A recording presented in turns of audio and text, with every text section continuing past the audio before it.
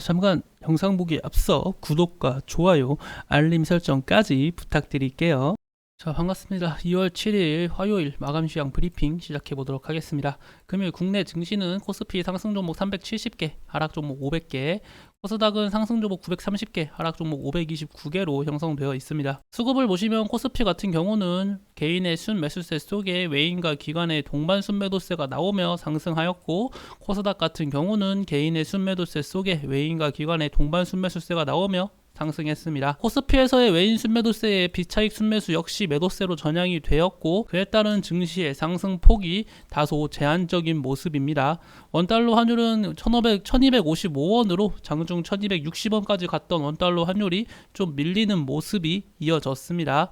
자, 금일 좀 중요시하게 볼 점 하나씩 체크해 보도록 하겠습니다. 오늘 중요시 봐야 될 점 총 3개 정도를 제가 한번 추려왔는데, 오늘 증시에서 중요시 봐야 될 거 첫 번째, 원달러 환율이겠죠. 왜냐면은 환율이 전거래일 크게 상승이 했기 때문에, 그쵸? 23원이 넘는 강세가 나와준 만큼 금일 환율의 차트, 환율의 변화를 좀 주목해 볼 필요가 있었습니다.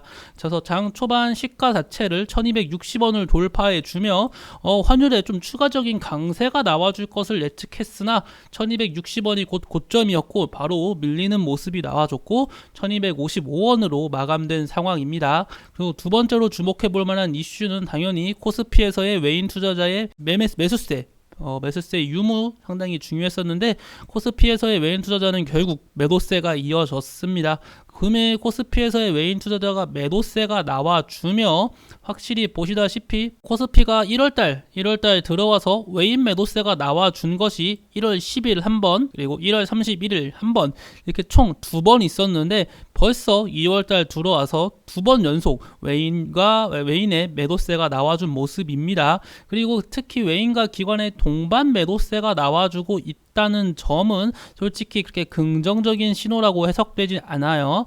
이 점 기억해 주시고요. 반대로 코스닥 같은 경우는 외인과 기관의 동반 순매수세가 들어오면서 코스피 대비 상대적으로 더 긍정적인 모습을 보여줬다고 말씀드릴 수 있겠습니다. 자, 코스피 같은 경우는 2500포인트 부근을 한 차례 돌파해 주려고, 그쵸? 두 차례죠. 지속적으로 2500포인트를 돌파해 주려는 흐름이 나와주다가 2500포인트를 돌파해 주지 못하였고, 코스닥은 상대적으로 상승폭이 많이 열려 있다고 했습니다. 800포인트 800포인트 도달을 할지 말지는 아직까지 의문이라는 점은 있어요. 코스닥이 아무래도 좀 더 긍정적인 신호가 나와주면서 강세가 이어지고 있으나, 나스닥을 보시면 지금 5일 평균선에 걸쳐있는 모습이 나와주고 있어요. 나스닥이 만약에 5일 평균선을 깨고 추가적인 약세가 나와준다면 아마 코스피 역시 외인 투자자의 지속적인 매도세가 이어지면서 좀 불안정한 수급이 이어질 것이고, 그에 따른 코스닥 역시 좀 불안정한 모습으로 전향되지 않을까라는 생각을 하고 있습니다. 그래서 현재로서는 조금 항상 강조드리지만 상승세가 나온다면 상승의 폭보다 밑으로 열려있는 폭이 더 많다. 상승할 수 있는 퍼센트가 10%라고 하면 예를 들면은 하락할 수 있는 퍼센트는 20% 이런 식으로 하락이 더 많이 열려있는 상황이다라는 거 정도만 알고 계시면 좋겠습니다. 이 점을 제가 지속적으로 강조드리는 이유는 무엇인가요? 이 점을 강조드리는 이유는 섣부른 뇌동매매를 하지 말라는 겁니다. 뇌동매매를 하시면은 현재가에서 또 고점에서 물릴 거예요. 우리가 고점에서 물리면 얼마나 힘든지 작년 국내 증시 겪으면서 다들 기억하시죠? 한번 물리면은 정말 크게 물리고 정말 답도 없고 오랜 기간 동안 정말 인내의 시간을 가졌던 기억하실 겁니다. 물론 작년만큼 지속적인 약세장이 나올 가능성은 적기 때문에 작년만큼 힘든 시장은 이어지지 않겠으나, 한번 물리면 얼마나 그게 고통스러운지는 여러분들 말씀 따로 안 드려도 잘 아실 거라고 기억하겠습니다. 자, 이렇게 두 번째를 소개시켜 드렸고, 마지막으로 봐야 될 것은 역시 챗봇 관련주입니다. 챗봇 관련주가 금일 참 강세가 많이 나와줬어요. 챗봇 관련주 보시다시피 코난 테크놀로지를 비롯한 일단 하나씩 말씀드릴게요. 유엔젤 같은 경우는 지금 구글의 바드라는 새로운 챗봇 관련 이슈로 강세가 나와준 종목이고, 오브제는 네이버 자회사 같은 이슈로 현재 강세 최대 주주 논란이 이슈가 있죠. 그래서 강세가 나와주고 있고, 비트나인 역시 챗봇 관련주로 강세가 나와준 모습이에요. 제가 지금 챗봇 관련주 항상 말씀드리면서 뭘 강조드렸나요? 기억하시나요? 챗봇 관련주 강조드리면서 말씀드렸던 내용이 있습니다. 챗봇 관련주 말씀드리면서 강조드렸던 내용은 자, 챗봇 관련주 강세가 나와주고 최근 강세가 나와준 종목들이 눌리고 있습니다. 이런 눌리는 과정 속에서 최근 외인과 기관의 동반 매수세가 이어지고 있고, 솔직히 외인과 기관의 동반 매수세가 안 나오더라도 수급 자체가 너무 긍정적이기 때문에 챗봇 관련주 충분히 눌렸다, 이렇게 해서 반등이 나와주면은 한번 매수 타점을 잡아보면 하다고 분명 말씀을 드렸습니다. 자, 코난 테크놀로지 금일 외인과 기관의 3거래일 연속 동반 매수세에 지금 5일 평균선 돌파를 앞두고 있죠. 셀바스 AI 외인의 투자자의 4거래일 연속 매수세와 금일 외인과 기관의 동반 매수세에 5일 평균선 위로 재안착시켜 넣어주면서 다시 한번 상승 추세 관점을 만들어 놓았습니다. 솔트록스 역시 4거래일 연속 외인 투자자의 매수세와 금일 외인과 기관의 동반 순매수세 속에 5일 평균선 위로 안착을 시켜놔 줬고요. C랩 역시 기관 투자자의 3거래일 연속 매수세와 금일 외인과 기관의 동반 매수세의 강세가 나와준 모습입니다. 이거 말고도 현재 전반적인 챗봇 관련주들이 수급이 전반적으로 나쁘지 않아요. 그렇다는 것은 한 차례 더 강세가 나와줄 수 있다. 이렇게 급등이 나와준 종목은 제가 항상 강조드리죠. 급등이 나와준 종목은 한 번에 약세가 나와주지 않고 한 번 정도는 꺾였다가 다시 강세가 나와주는 경우가 많다. 그래서 제가 눌림목 매수 한참 권유 드렸고, 제가 만약에 제 방송 열심히 듣고 제가 했던 내용 꾸준히 봤던 분들이라면 이 코난 테크놀로지라든지 셀바스 AI, 솔트록스 매수 타점 놓치지 않았을 거라고 말씀드리고 싶네요. 제가 이러한 종목들 유캔스탁 어플로, 유캔스탁 메신저로 따로 추천을 못 드리는 이유는 역시 투자 경고 종목이라는 리스크가 있고 고점이라는 리스크가 있기 때문에 여러분들께 추천을 못 드리지만, 만약에 제가 개인 매매를 진행했다고 가정을 한다면은 저는 이 셀바스 AI라든지 이런 종목들 매수했을 것 같아요. 5일 평균선 손절 라인으로 잡으면은 하단으로 폭이 좁잖아요. 하단으로 좁은 폭을 보면서 상단으로는 많은 이득을 볼 수 있고 긍정적인 수급까지 이어지고 있는 종목이기 때문이죠. 챗봇 관련주, 그래서 제가 따로 매수는 추천을 못 드려도 제 방송 꾸준히 보셨다면은 충분히 여러분들도 매수 타점을 잡아보시고 수익 실현할 수 있는 구간이 나왔다라고 말씀을 드리고 싶습니다. 자, 그리고 금일 어떠한 이슈가 있는지 하나씩 살펴보도록 하겠습니다. 질병청장 중국 비자 제한 조기 해제 검토, 코로나 정기 접종을 좀 추진하겠다, 이런 얘기가 나와주고 있습니다. 이러한 얘기는 반대로 얘기하면은 리오퍼닝 관련주한테는 더더없이 긍정적인 얘기가 될 수 있습니다. 에어부산이라든지 지속적인 기관 매수세 이어지고 있죠. 제주항공 역시 외인 투자자의 매수세 속에 우상향 관점 유효한 상황입니다. 이 항공 관련주 역시 좀 추세가 긍정적이에요. 지속적인 우상향 관점이 유효하면서 강세가 이어지고 있는 만큼 이 항공 관련주한테도 충분히 긍정적인 이슈가 될 수 있겠죠. 제가 항공 관련주 두 개 보라고 했죠. 첫 번째는 코로나19에 대한 리스크가 많이 완화되면 완화될수록, 그리고 리오프닝에 대한 기대감이 커지면 커질수록 항공 관련주는 긍정적일 수밖에 없다.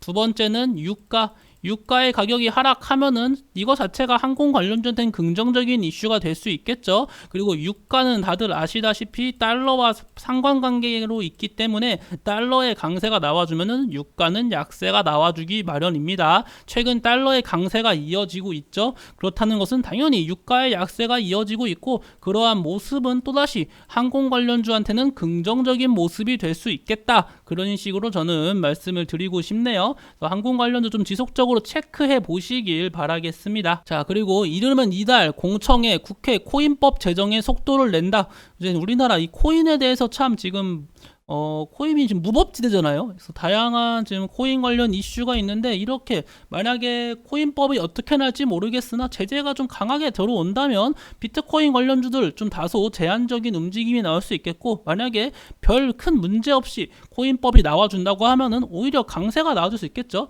비덴트, 위지트, 에이티넘 인베스트, 이런 종목들이 대표적인 비트코인 관련주라고 말씀을 드릴 수 있겠습니다.